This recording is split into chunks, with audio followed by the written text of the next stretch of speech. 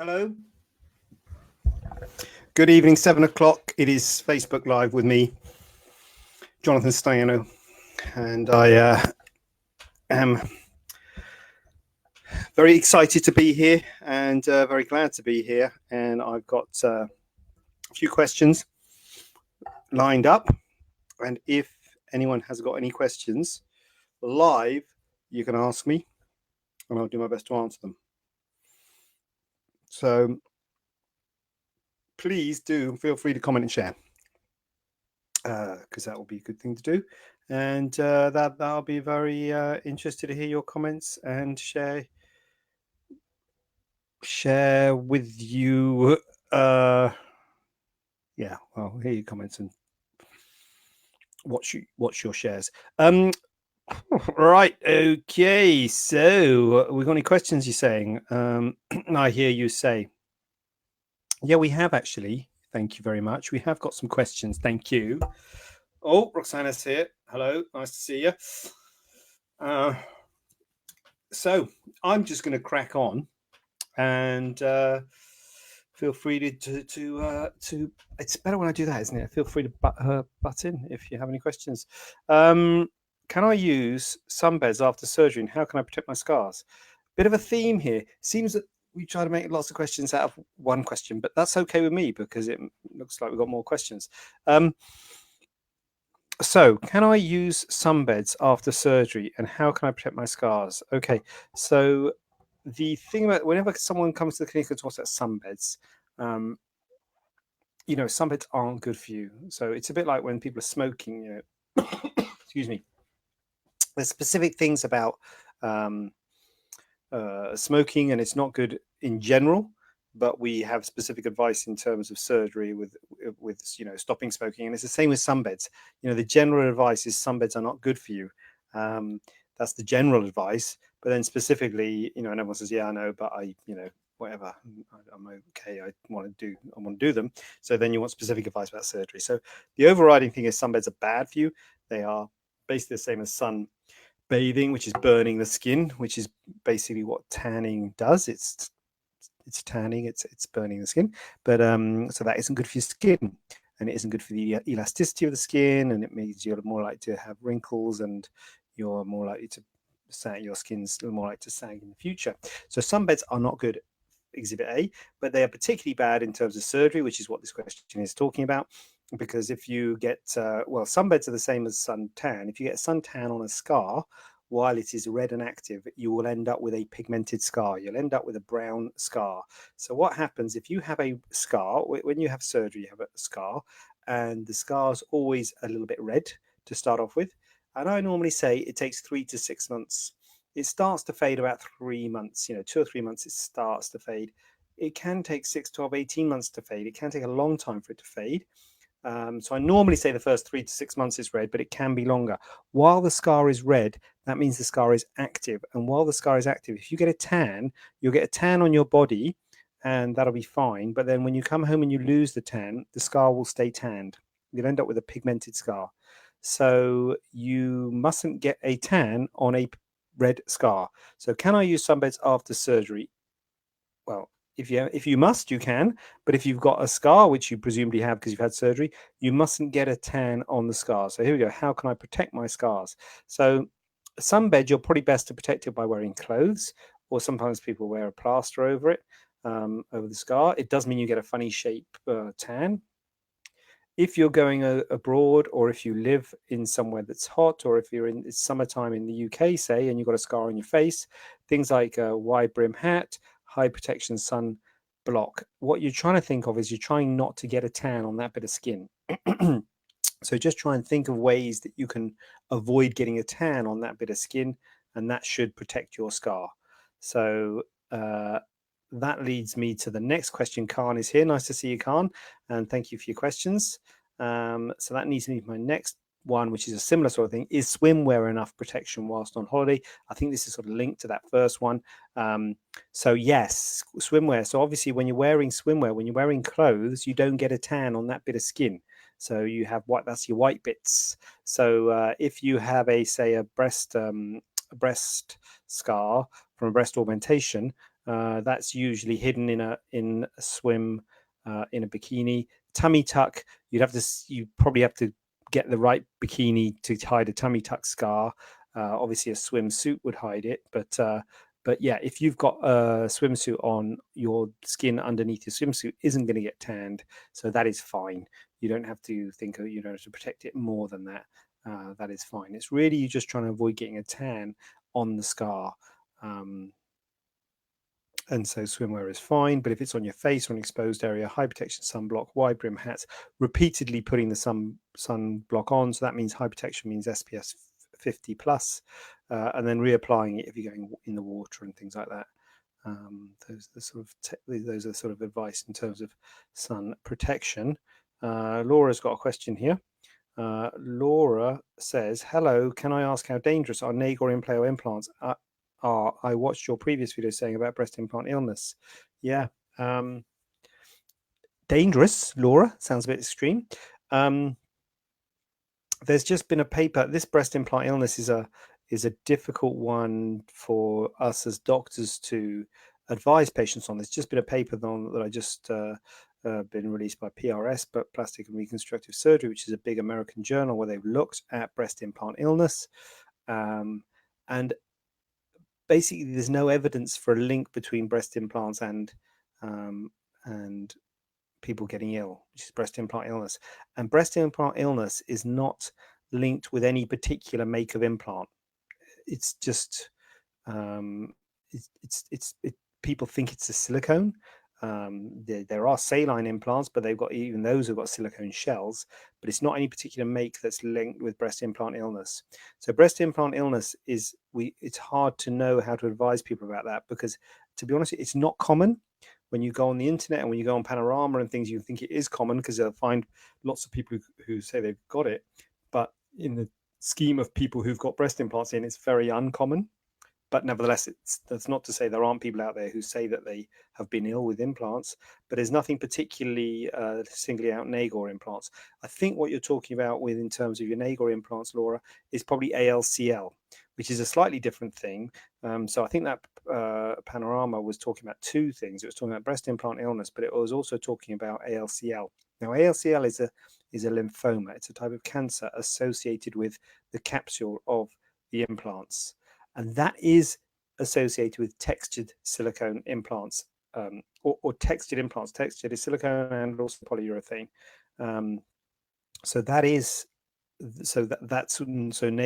implants implants are textured silicone implants, and so that is something that is associated with it. So there is a link with that. That is we do believe, we don't know exactly why it's caused, but we think it's something to do with the texturing of the implant. And again, it's a very rare thing. That's it's good that people are aware, and we need to be making people aware, and we have been making people aware ever since we knew about ALCL, but it's such a rare problem. You don't want to over egg it, that make people think that breast implants are dangerous. It's a bit sort of I think it's a bit much to say how dangerous are breast implants, because I've got to say there are other complications. I don't want to sort of go down in a bad way, but there are other complications you can get with breast implants. Infection, we've always known about this. If you get infection, you have to remove the implant. Capsular contracture, the implant going hard. It's a general anesthetic, so there are complications with this. So there are always risks with any surgery, and there are risks with having implants. ALCL is another risk to take into account, but it's a very, very small risk.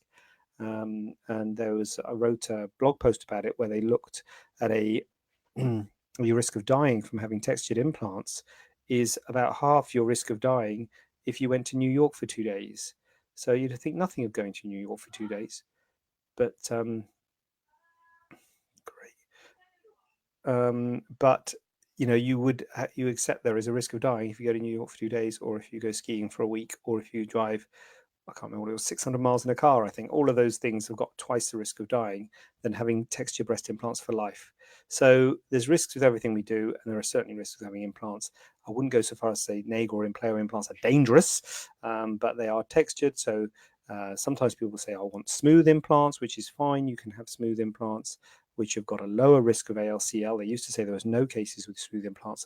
think there are some coming out now, but nevertheless, there's a less risk of ALCL with smooth implants, but they come with their own problems. High rate of capsular contracture, more risk of movement. You can't get a teardrop implant with a smooth implant. So it's a balance. It's a balance.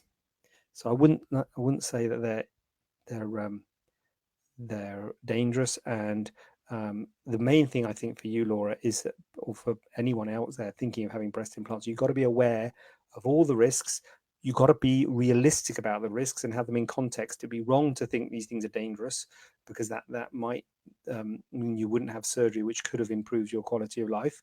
But you have to be aware of the risks so you can balance those risks against the benefits. It's what it's all about. It's what everything we do is. When we go to New York for 2 days, we're balancing the risks against the benefits. It's when we go skiing for a week, we're balancing the risks against the benefits. So if the benefits outweigh the risks, do it. If they don't do it. So it's same with breast implants. What are the benefits of having breast implants? And that's only you can decide.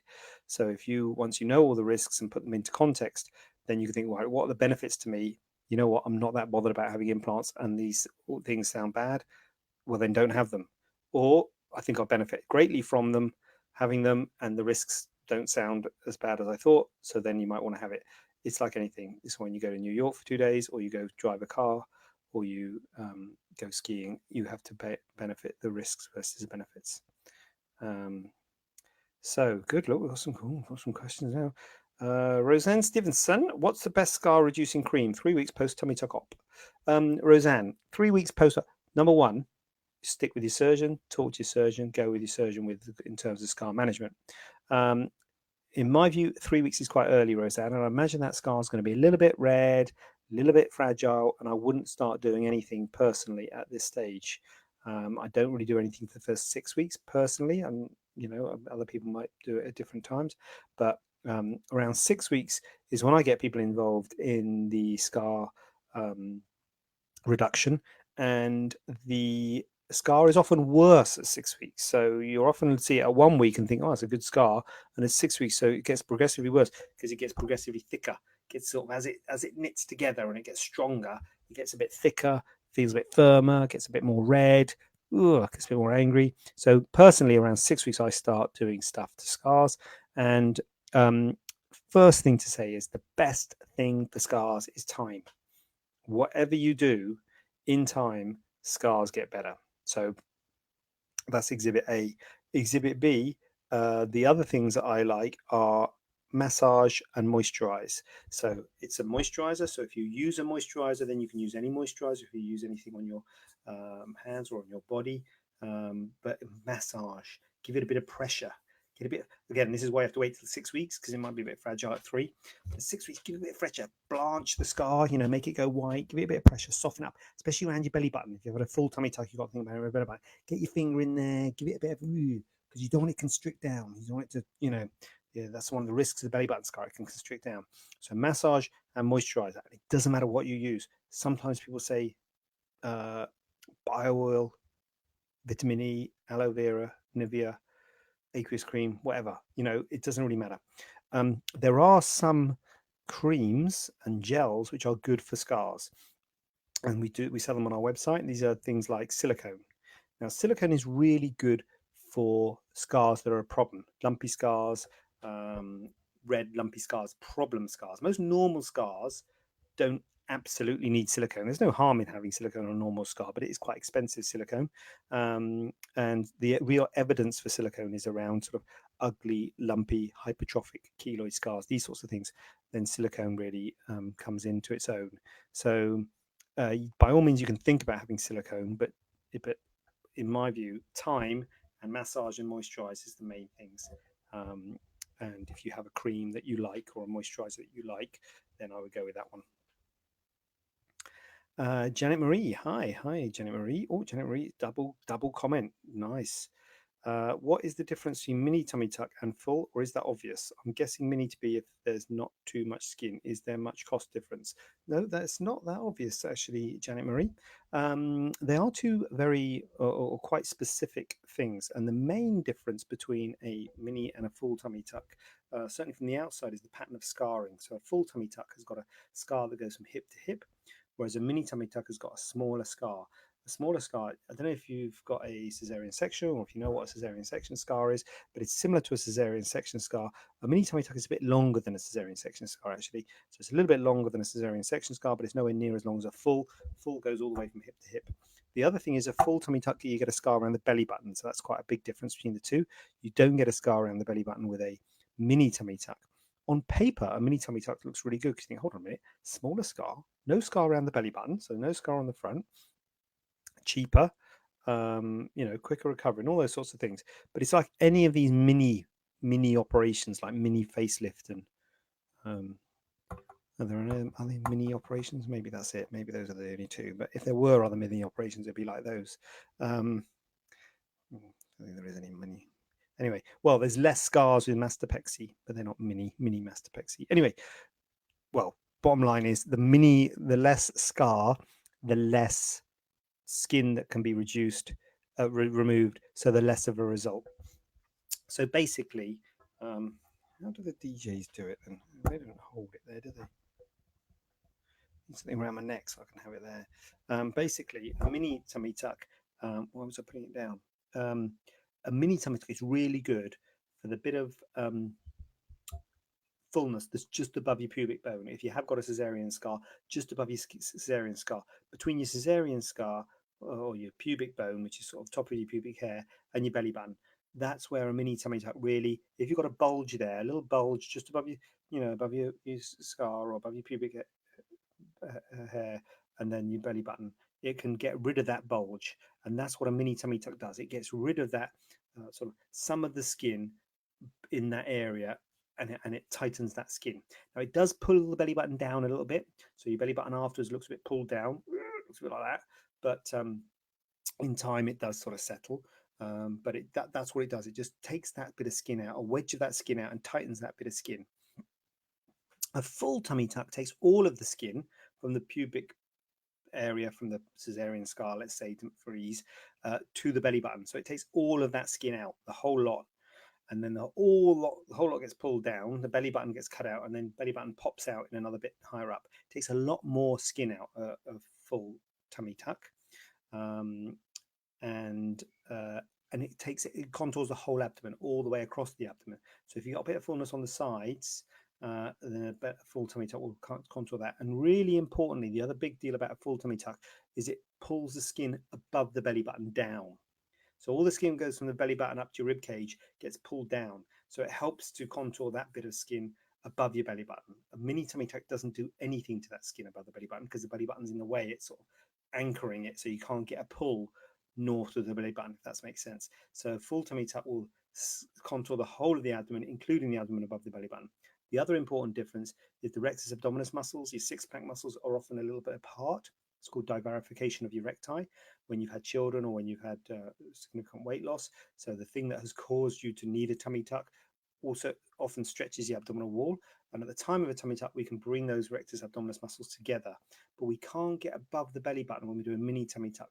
So you can't bring those muscles together when you do a mini tummy tuck. I say can't, it's very hard to. You have to do things like floating the belly button, and it's very hard to. So let's just say for the ease of use, you can't do it. It's very hard to bring the muscles together with a mini tummy tuck. So a mini tummy tuck really just addresses that skin above the cesarean section scar. A full tummy tuck does contour the whole abdomen, as well as bringing the muscles together. And the thing is, there isn't a huge amount of cost difference. I don't know exactly what it is, but I think, I don't know what the prices are. But I think a mini tummy tuck is probably like £4,000 or £5,000, and a full tummy tuck is probably £6,000 odd. It's about £1,000 more or £1,500 more. I'm not sure exactly on the prices, but I mean, a mini tummy tuck. The point is, a mini tummy tuck is still really quite expensive. So for me, I'm always a bit, the candidates for mini tummy tucks are quite limited. They have to be just having that bit of fullness there, because what I don't want to do is charge someone, quite a lot of money, £5,000, and then them not get a great result. They all about this bit above the belly button, all about this bit on the sides, So you have to be aware of what's achievable, again, informed consent. So a mini tummy tuck on paper sounds good, but it is less of a result. And so it is, to be honest with you, it is quite a niche to the people who are candidates for a mini tummy tuck. Full tummy tuck is much more common. Laura says, yes, sorry, that is it. Laura says that is it. Okay. Gina White. Hello. What is your advice to people with Ehlers-Danlos syndrome who are thinking of having a mastopexy? So, Ehlers-Danlos syndrome. Could you drop that on me there, Gina? I haven't got time to Google it. So Ehlers-Danlos syndrome is skin elasticity for the viewers who don't know what that is. So you get like you can get your neck and pull it over. Skin elasticity, and it is a problem in there's two problems with operating on patients with Ehlers-Danlos syndrome. Number one problem is there is a risk of delayed wound healing. So the wounds might not heal up as well as we like, which is a problem with mastopexy because wound healing is quite a lot of wounds and we want them to heal. But the other problem is we're tightening the skin with a mastopexy. We want the skin to be as tight as possible. And if the skin's hyperelastic, if the skin's very stretchy, it can be hard to tighten it. And so it might stretch again. So that's a risk.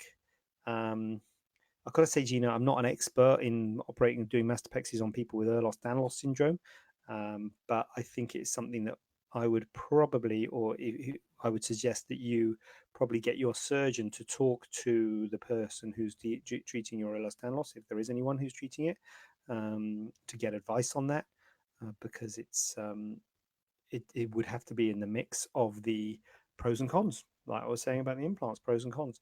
You got to put it in the mix, and you may have problems. You may have wound healing problems, and you may have a recurrence of the droop, and so which anyone can get a recurrence of the droop, to be honest with you. But if you've got skin elasticity problem, it might be more of a risk.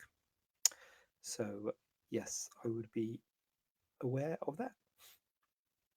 Laura, thank you. I have 620cc in and is making me worry now with the rare cancer.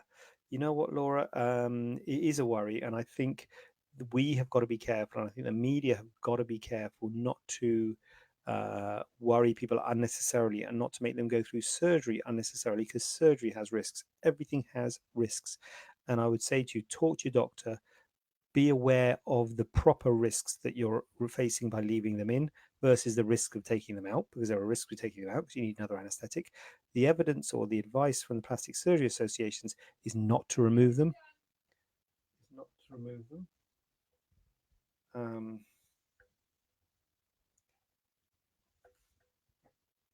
Ella, yeah, there's dinner there if you want some. I've made dinner.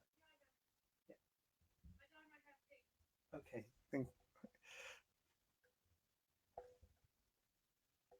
sorry about that.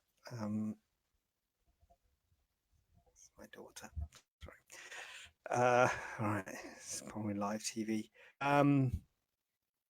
So you have to be aware of the risks of keeping them in and the risk of removing them. So the Plastic Surgery Associations, no plastic surgery in the world has suggested that they should be removed.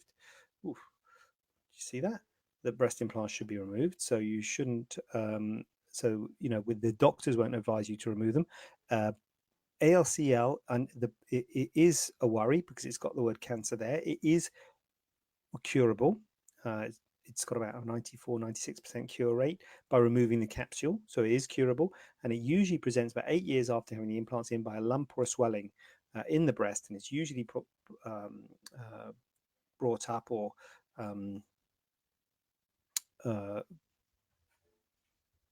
usually diagnosed basically by the patient. So the patient usually notices swelling or a lump. So just be aware if you have any swellings or lumps, get them checked out, and be aware of the risks, because the risks are very, very small, but still you have to be aware of them.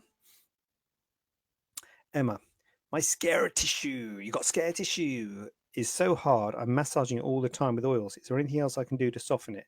Emma, are you the 3 weeks? I know it's Roseanne was the 3 weeks. So Emma, the first question one. Oh, Roseanne says thank you above as well. Sorry, I've only got a limited view of the comments.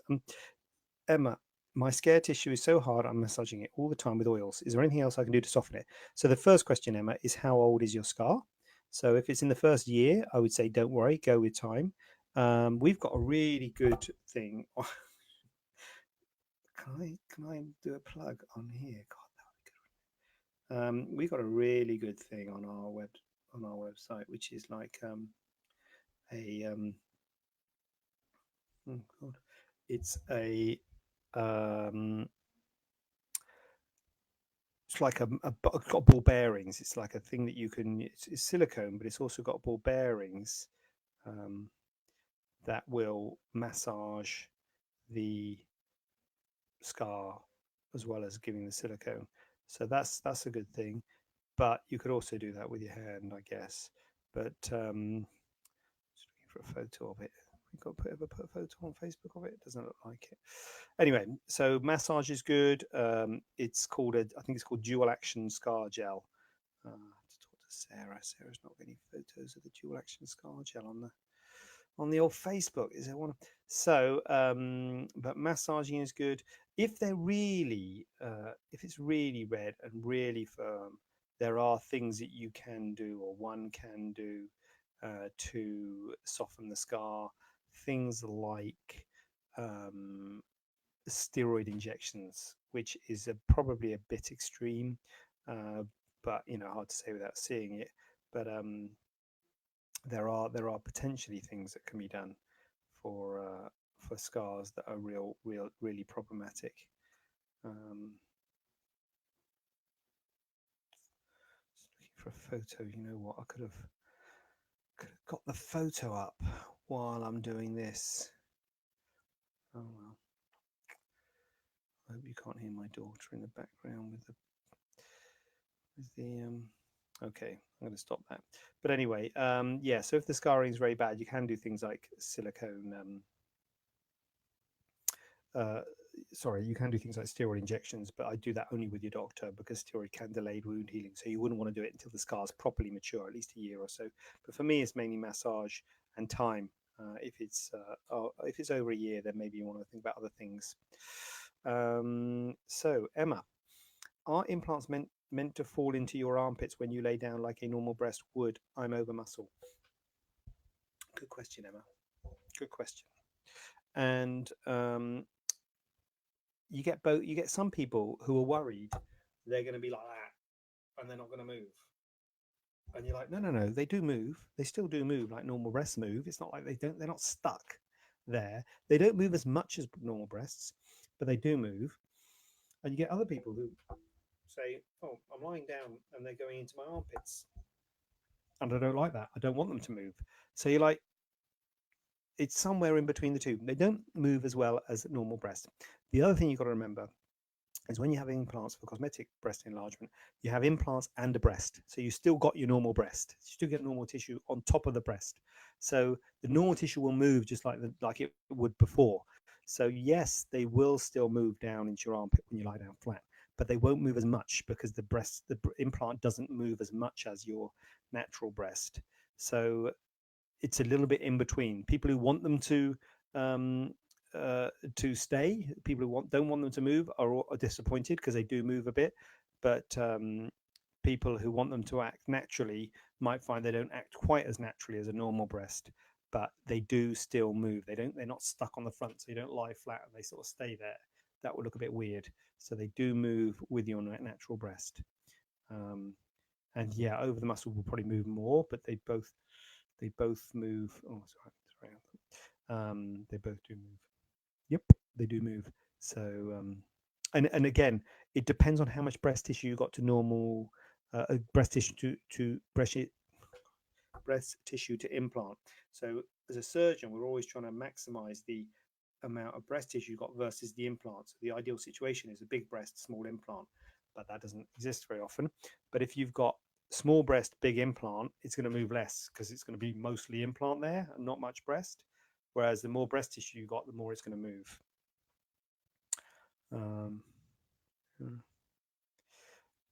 Emma Gardner. Hi, Jonathan. I saw you earlier today at the clinic. Oh, was that you? Okay. Nice to see you in person and in your online way. For everyone watching this chat, I cannot recommend this clinic.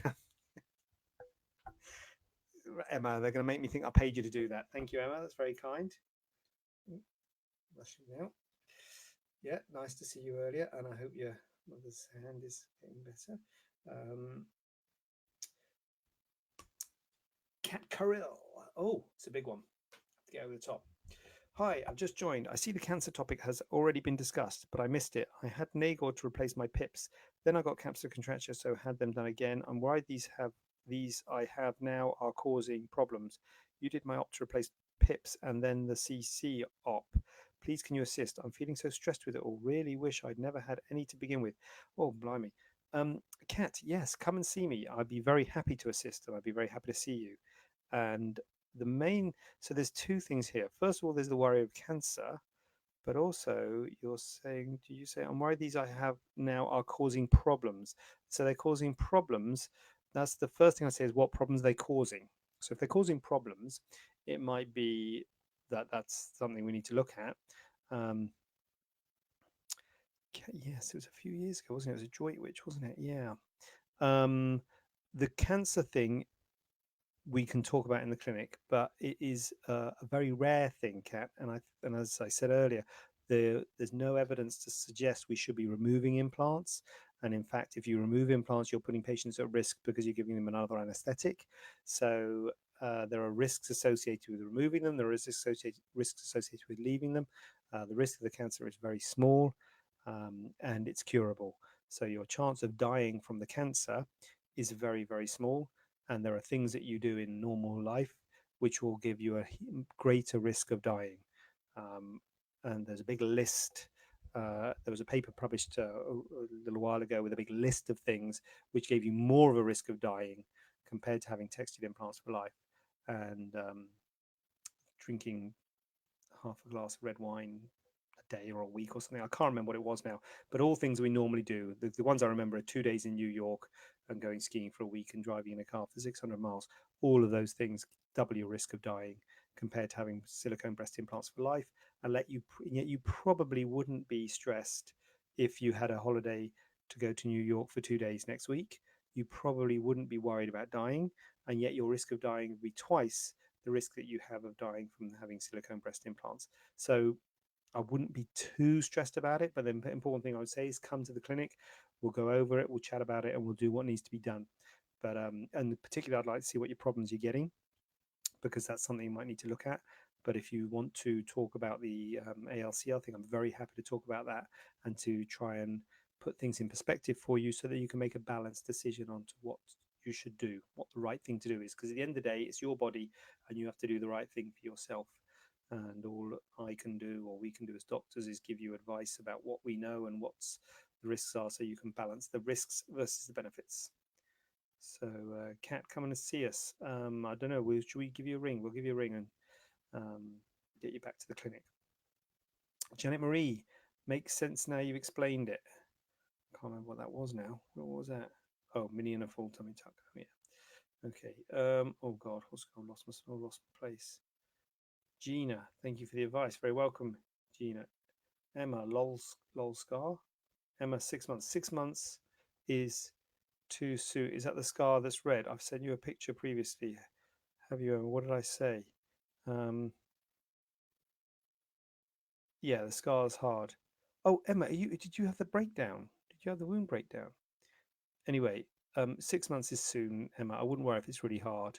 I would just give it time and continue massaging and be positive. Emma, oh, there's too many Emmas. Emma P. That was Emma M, the last one. Emma P.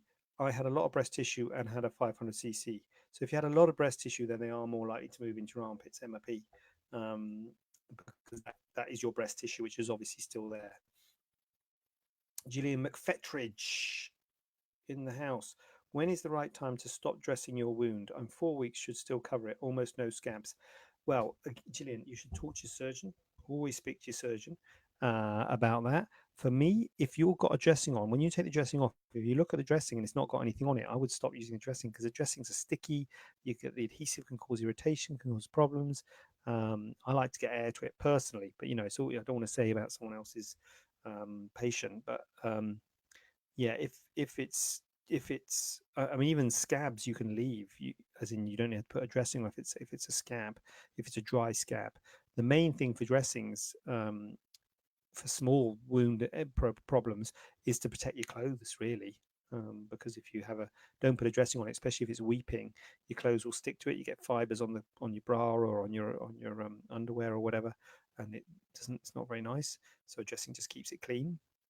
So if the wound's dry, then you may not need one, but talk to your surgeon about that. Really, I shouldn't really. I need my disclaimer.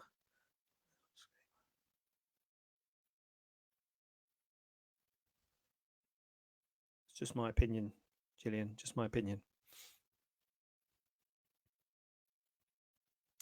So, Cat, yes, Droitwich, it's just playing on my mind. Given the first set of niggles, Cat, if it's playing on your mind, come to the clinic and we'll have a chat. This is the thing.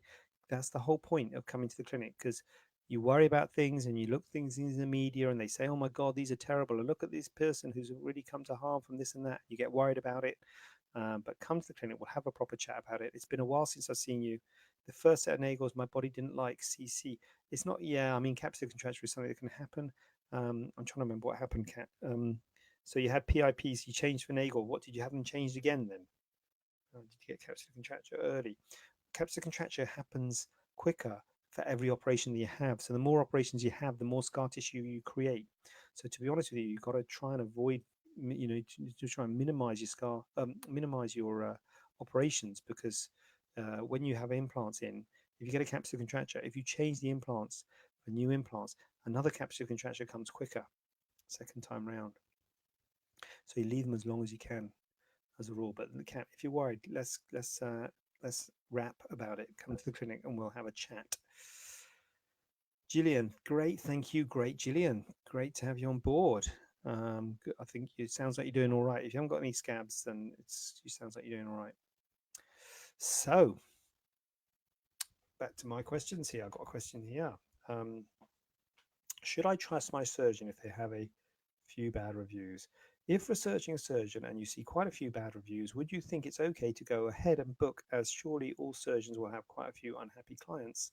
And by botching, we aren't talking needing revision. We are talking months of constant A&E care. Dear, oh dear. It's a tricky one, this one. Well,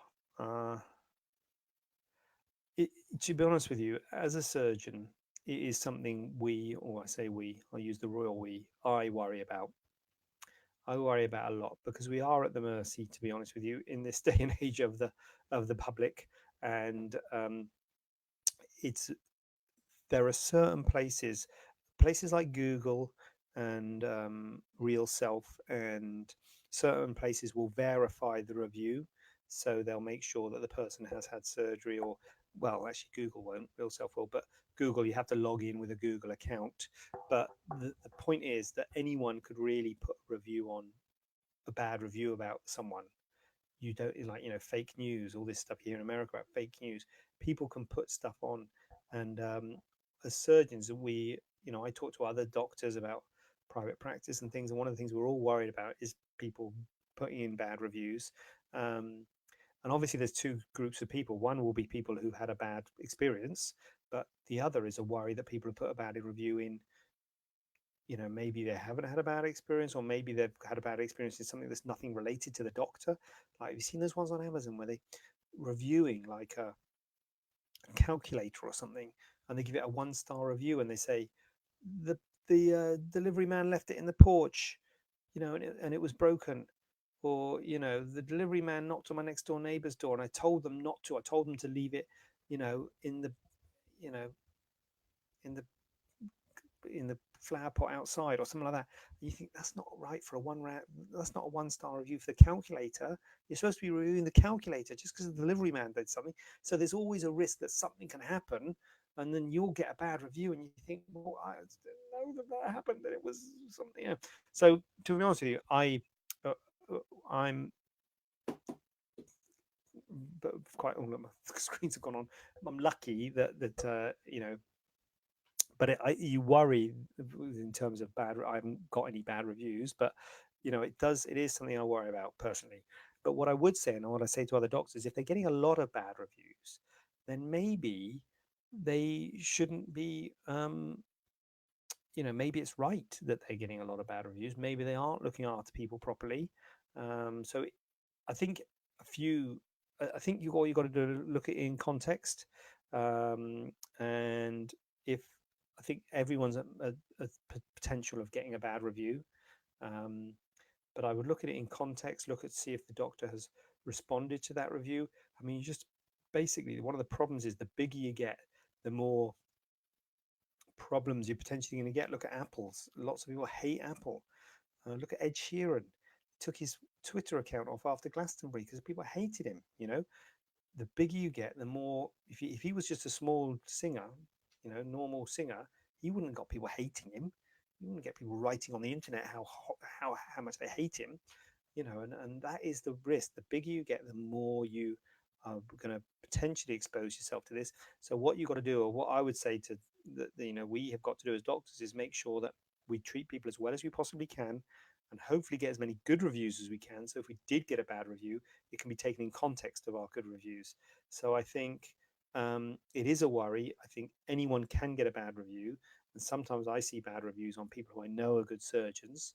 Now, they've obviously not been a good surgeon to that person, but as I say, whether it was purely the surgery or whether it was something else, I don't know. But I think take it in context.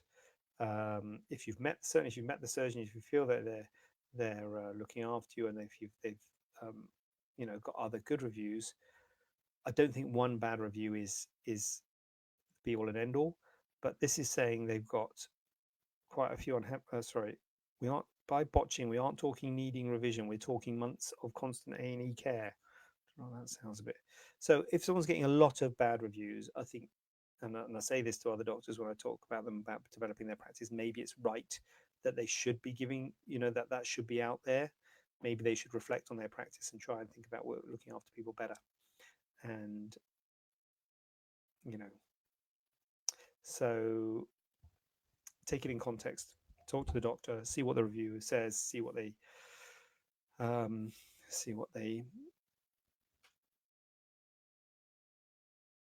to it. So yeah, that's a tricky one.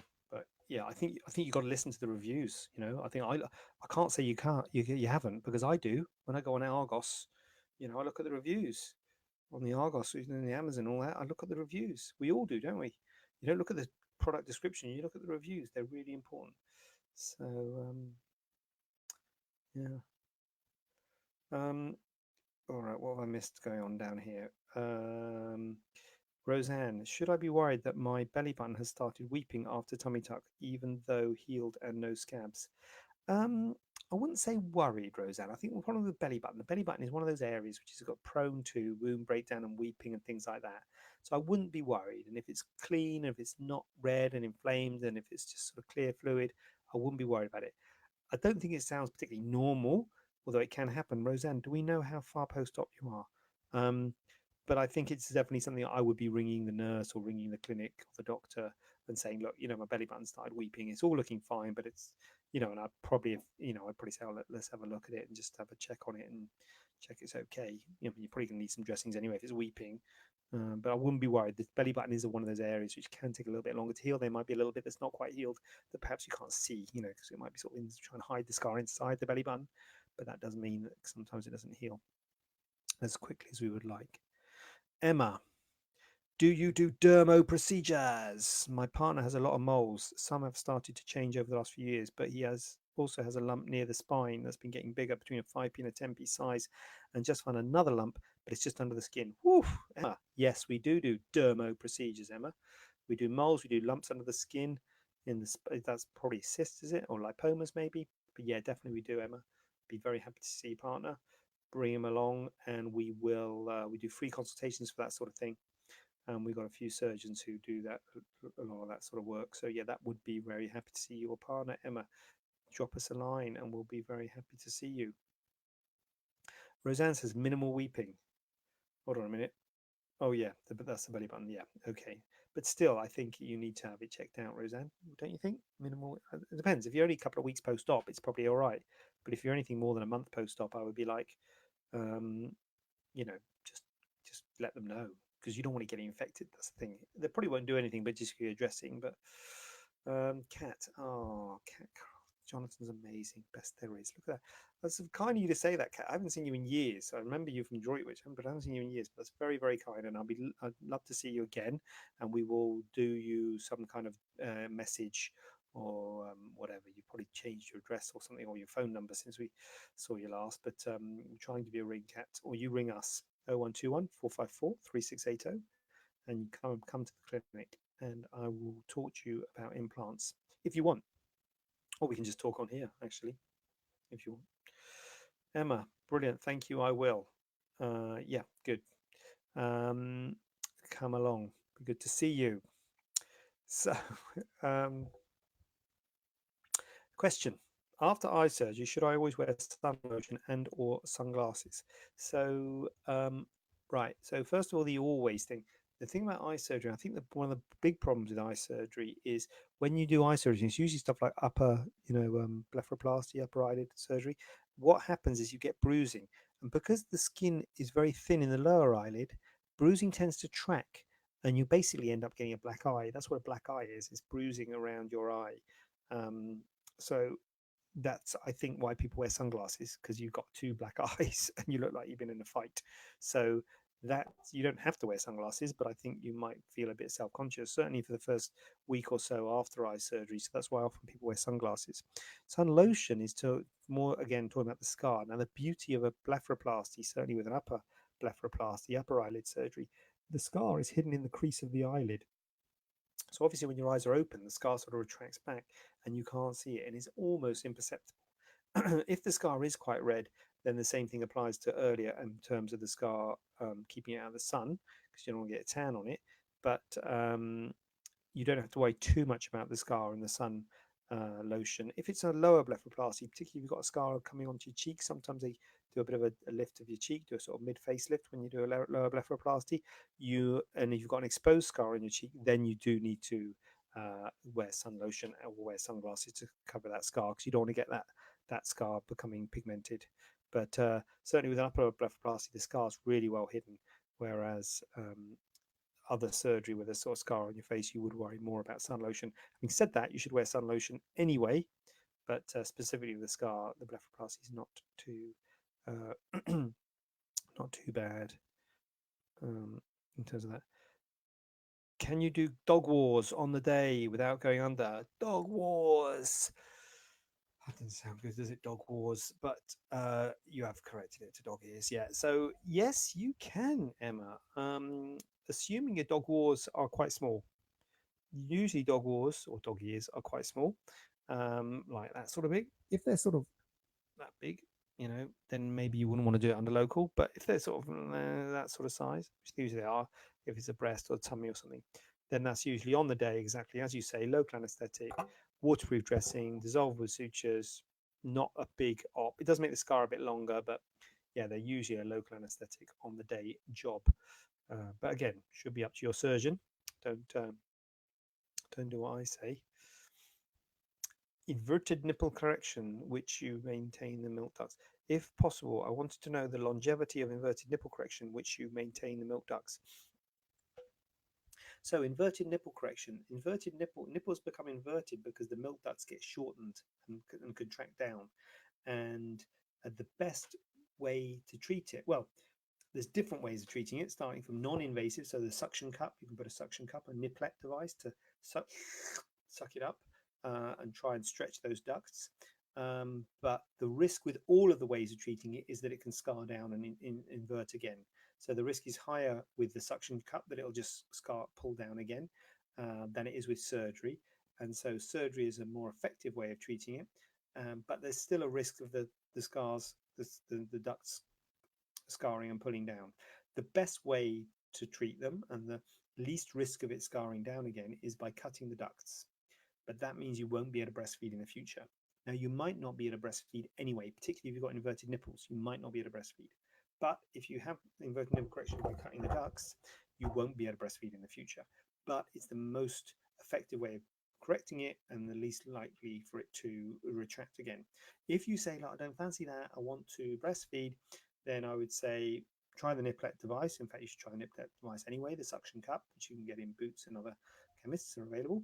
And then there is a technique where you don't cut the ducts and you separate the ducts in line, and you take a bit of tissue from either side of the nipple on the areola, the brown bit of skin around the nipple, and you put those bits of tissue underneath the nipple to help bolster it up.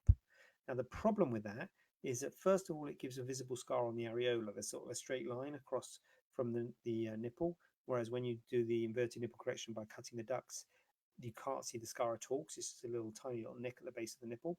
So it's a bit more obvious scarring, but also because you're just trying to stretch those ducts, it's not as good as cutting the ducts. So it's a much higher risk of it inverting again or getting incomplete correction. So it's not a very good way of doing it, I'm afraid. But if you're adamant that you don't want the ducts cut, that would be an option if the suction cup doesn't work. But by far the best way of doing it is to cut the ducts. But I say you'd have to accept that you won't be able to breastfeed. Although, as I say, you may not be able to breastfeed anyway, but you definitely wouldn't be able to breastfeed if you had that technique. Emma, dog wars. We've done dog wars. About an inch or less on the side of TT. Yeah, absolutely fine, Emma. That would be absolutely fine to do it under local, I would have thought. Emma, and would prefer you doing it, as I had surgery in Turkey and want to see Dr. Khan as well for possible neck lift. Oh, there you go. Well, Dr. Khan can do it, Emma. Yeah, well, that's fine. We can do it for you if you want, Emma. But you can, but they probably wouldn't charge, would they? I don't know. They might not charge if you did it in Turkey, is the only thing. But I guess you'd have to.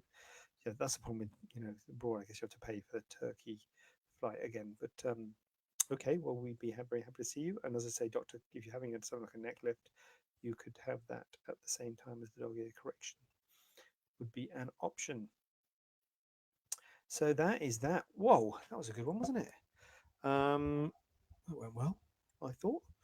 I am going to see what my daughter wants, and I am going to check out. And I'm going to say massive thank you for all the comments and the questions tonight, and the kind words as well. I didn't expect that. And no bad reviews, which is good. Another day with no bad reviews. Phew. So that's good. So I will see you here next week at the same time, same place. And if you've got any questions, please email me. And oh, Emma, and would cost for flights and 500 for theatre. Well, they're charging Well, they charge you for the theatre. Oh, okay. Yeah, well, it's not worth it then, Emma. Have it done here. I would.